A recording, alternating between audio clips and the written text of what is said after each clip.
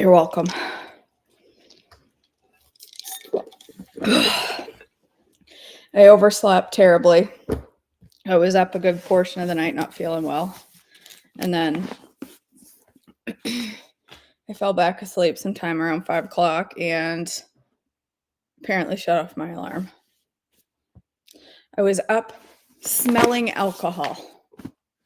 My husband said, "Why are you smelling a bottle of isopropyl alcohol?" I says, "I don't feel good." It was the only thing that I could get to take away some really bad nausea. And I think it's my own fault.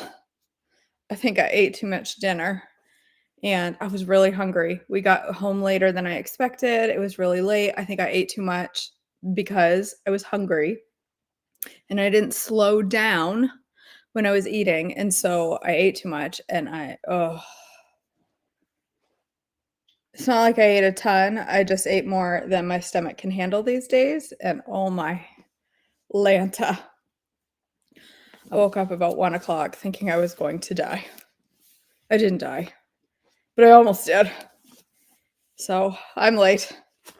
And that's my story. Yes, praying for you, Faith, for sure.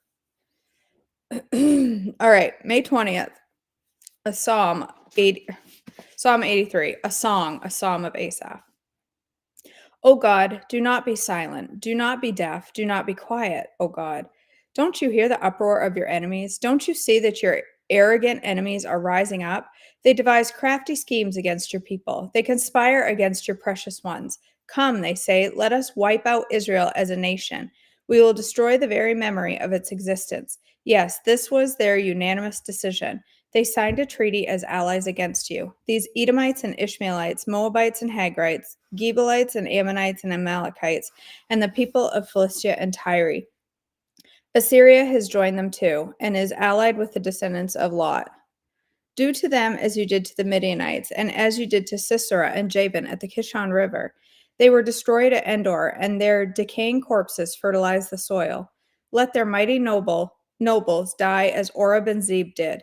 Let all their princes die like Zebah and Zalmunna, for they said, "Let us seize for our own use these pasture lands of God."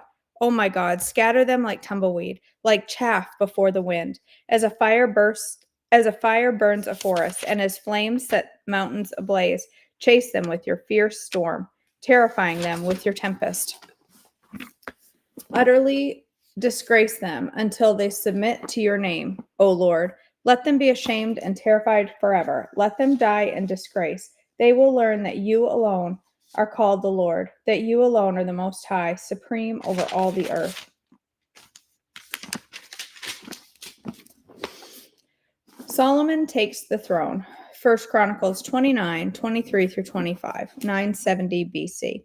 So Solomon took the throne of the Lord in place of his father David, and he succeeded in everything, and Israel obeyed him. All the officials, the warriors, and the sons of King David pledged their loyalty to King Solomon, and the Lord exalted Solomon in the sight of all of Israel, and he gave Solomon greater royal splendor than any king in Israel before him. 2 Chronicles 1:1. Solomon, son of David, took firm control for his kingdom, for the Lord his God was with him and made him very powerful. Solomon establishes his role. 1 Kings 2:13 through 46. One day, Adonijah, whose mother was Haggith, came to see Bathsheba, Solomon's mother. "Have you come with peaceful intentions?" she asked. "Yes," he said, "I come in peace. In fact, I have a favor to ask of you." "What is it?" she asked. He replied, "As you know, the kingdom was rightfully mine. All Israel wanted me to be the next king, but the tables were turned, and the kingdom went to my brother instead. For that is the way the Lord wanted it. So now I have just one favor to ask of you. Please don't turn me down." "What is it?" she asked. He replied, "Speak to King Solomon on my behalf, for I know he will do anything you request. Ask him to let me marry Abishag, the girl from Shunem." "All right," Bathsheba replied, "I will speak to the king for you." So Bathsheba went to King Solomon to speak on Adonijah's behalf. The king rose from his throne to meet her, and he bowed down before her. When he sat down on his throne again, the king ordered that a throne be brought for his mother, and she sat at his right hand. "I have one small request to make of you," she said. "I hope you won't turn me down." "What is it, my mother?" he asked. "You know I won't refuse you." Then let your brother Adonijah marry Abishag, the girl from Shunem. She replied, How can you possibly ask me to give Abishag to Adonijah? King Solomon demanded. You might as well ask me to give him the kingdom. You know that he is my older brother, and that he has Abiathar the priest and Joab the son of Zeruiah on his side. Then King Solomon made a vow before the Lord. May the gods strike me and even kill me if Adonijah has not sealed his fate with this request. The Lord has confirmed me and placed me on the throne of my father David. He has established my dynasty as he promised. So as surely as the Lord lives, Adonijah will die this very day. So King Solomon ordered Benaiah, son of Jehoiada, to execute him, and Adonijah was put to death. Then the king said to Abiathar the priest, Go back to your home in Anathoth. You deserve to die, but I will not kill you now because you carried the ark of the sovereign Lord for David my father, and you shared all his hardships. So Solomon deposed Abiathar from his position as priest of the Lord, thereby fulfilling the prophecy Solomon had given Shiloh concerning the descendants of Eli. Joab had not joined Absalom's earlier rebellion, but he had joined Adonijah's rebellion. So when Joab heard about Adonijah's death, he ran to the sacred tent of the king of the Lord and grabbed onto the horns of the altar. When this was reported to King Solomon, he sent Benaiah, son of Jehoiada, to execute him.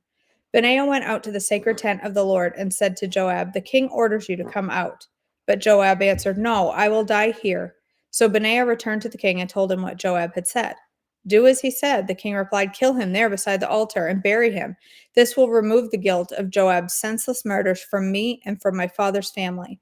The Lord will repay him for the murders of the two men who were more righteous and better than he. For my father knew nothing about the deaths of Abner, son of Ner, commander of the army of Israel, and of Amasa, son of Jether, commander of the army of Judah. Can't read. May their blood be on Joab and his descendants forever, and may the Lord grant peace forever to David, his descendants, his dynasty, and his throne. So Benaiah, son of Jehoiada, returned to the sacred tent and killed Joab, and he was buried at his home in the wilderness.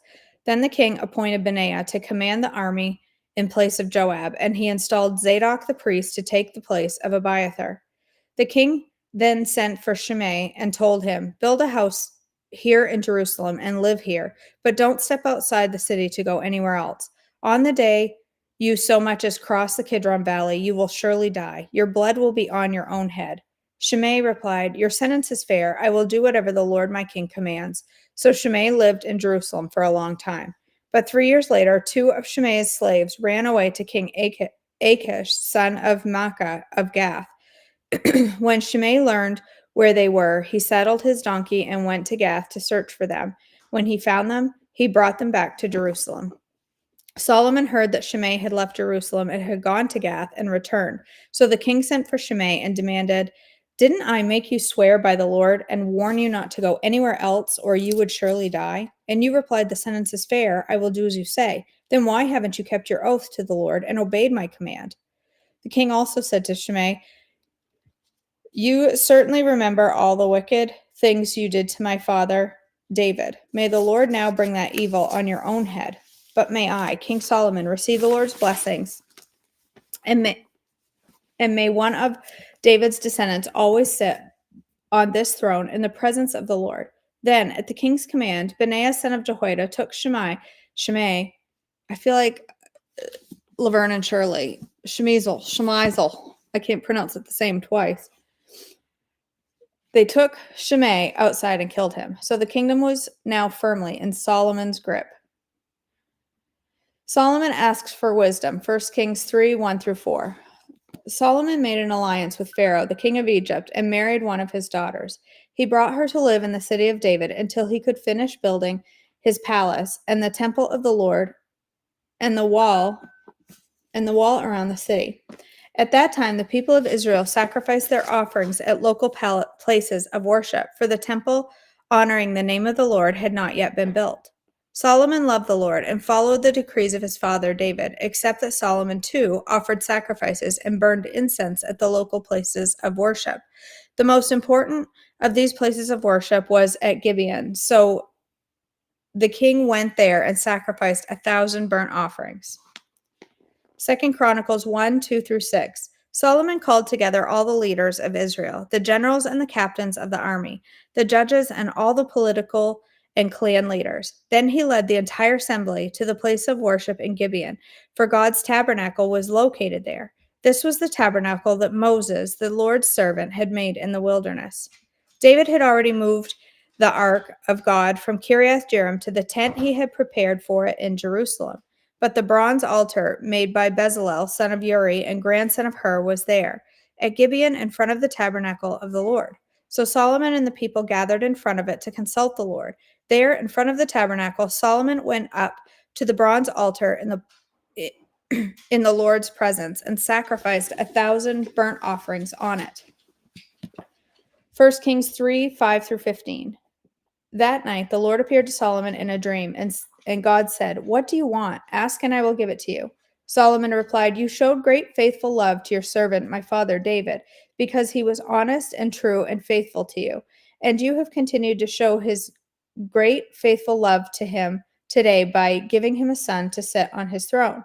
Now, O Lord my God, you have made me king instead of my father, David.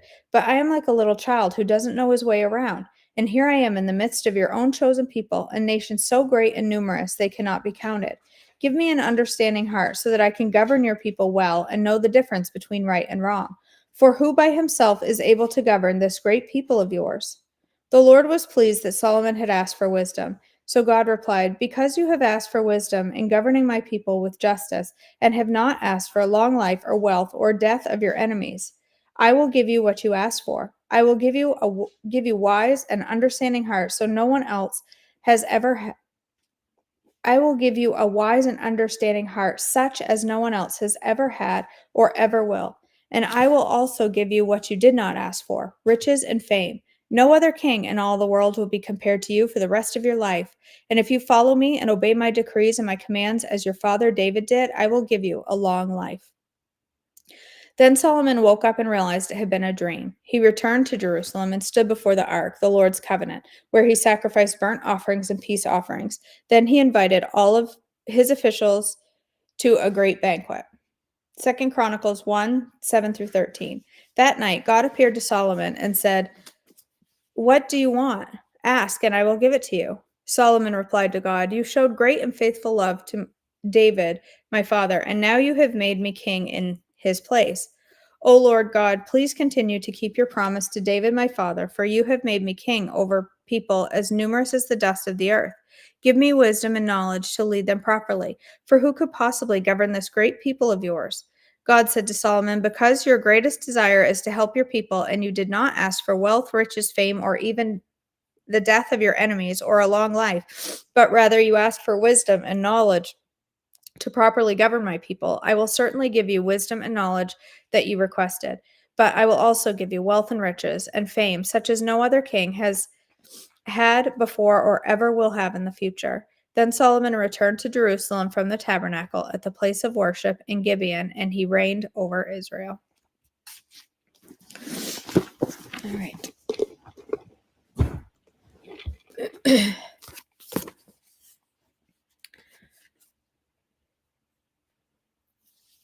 Let's see.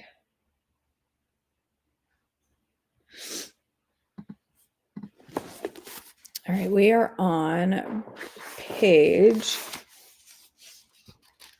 8 of Breaking Free from Body Shame. The locked closet in the house of your soul. If you grew up going to Christian events in the 90s, you heard this kind of crazy metaphor. Your soul is like a house with lots of rooms and doors. Jesus wants to come in and clean up every room.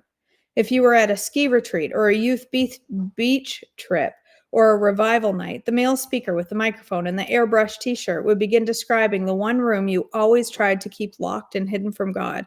Maybe you kept a padlock on the door, or maybe you'd even forgotten that it existed. But God wanted to come in with grace and tidy up that space. This illustration usually led to lots of tears and confessions. Nobody wanted to be hiding from skeletons from Jesus. And yet, thinking back on it now, I, religious studies brain, see how the analogy falls short. I think we produced a lot of teen Christians in the 90s who perceived the best thing they could give God was a tidy house and heart. But Jesus isn't a soft and passive housekeeper, and his grace is wild and messy. I don't think his absolute best for us is an Americanized picture of everything in its place. C.S. Lewis said it better than the youth leader with the airbrush t shirt. Imagine yourself living in a house. God comes in to rebuild that house. At first, perhaps you can understand what he is doing. He is getting the drains right and stopping the leaks in the roof and so on. You knew that those jobs needed doing, so you are not surprised. But presently, he starts knocking the house about in a way that hurts. Abominable. I hate that word. Abominably, and does not seem to make any sense. What on earth is he up to? The explanation is that he is building quite a different house from the one you thought of, throwing out a new wing here, putting on an extra floor there, running up towers, making courtyards. You thought you were being made into a decent little cottage, but he is building a palace. He intends to come and live in it himself. I often think he wants to knock our houses to the ground and build something new and beautiful. I've seen him set fire to the house I've built with my own hands in mercy so I can start fresh. Sometimes I think living with God is more like carrying a tent on my back and living off the land of his love than living in a house. Sometimes I don't think of myself and God in a house at all, but more like two soldiers running through the forest. Him taking bullets for me and yelling back when I need to duck or turn. When I worship, I picture myself and Jesus on horses together, moving forward in victory and fighting the enemies of defeat and fear and despair. I don't love the house analogy, but maybe I would if we reframed it. If your heart was a house, if your life was a house, and the Spirit of God could enter any and every room and bring light, hope, healing, and a kingdom minded wisdom, which room would your body be in? Let's imagine that finances are a room. Our family is a room. Our romantic lives are a room. Our entertainment is a room, the one with the TV, obviously. Maybe adventure and fun is a room. The rest is a room. I'd pick the back porch. And learning, or the way you engage your mind, is a room, a library, of course. One thing I like about this analogy is that it gives us a moment to evaluate the different areas of our lives and the impact of the gospel on them. Our lives are so much more comprehensive, complex, and integrated that my brain can't always process all the things at once. So I appreciate being able to go from room to room and ask, what impact does God have on this room? What has he done here? Is he allowed? Does this space honor him? Okay, that's that section for today.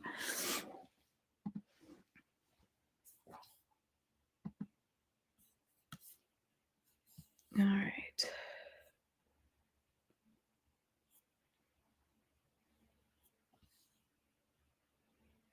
Remember, Faith, you don't have to do it all when you go back to work. Not everything has to be done today.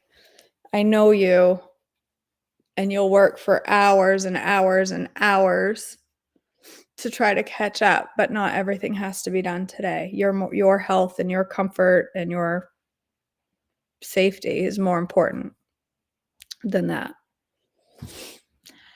All right, my friends, let's go ahead and end in prayer. God our Father, thank you for this day. Thank you for this time together. Thank you for your word and the message in it for us today and the picture of love you have for each and every one of your people. Thank you for this book from Jess Connolly and the wisdom that is within the pages.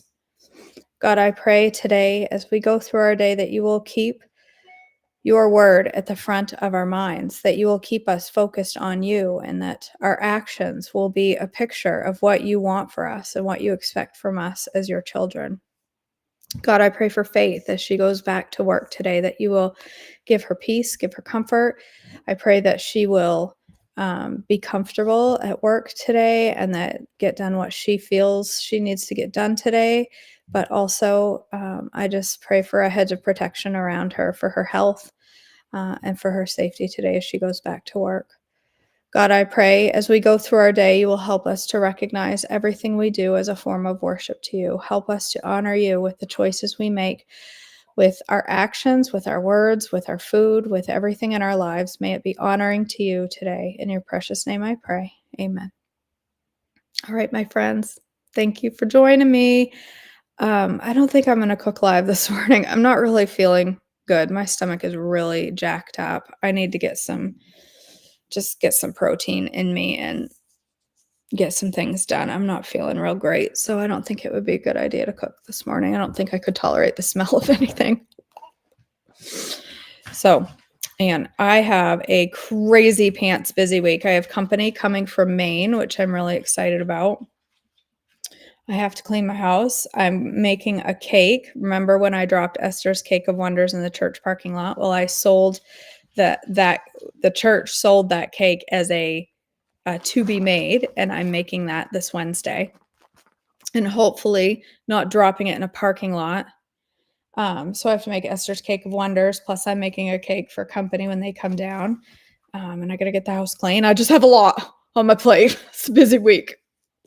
And it's the veggie challenge, which if you're not part of, you can still join. We're just starting this morning. It just started. I'll be cooking live for that tomorrow morning in the veggie challenge only. And then Wednesday, we'll be cooking live in Dawn, my friend Dawn, in her kitchen. So it's going to be a fun week. I hope you all have an amazing Monday and know that you are very much loved. Love you guys.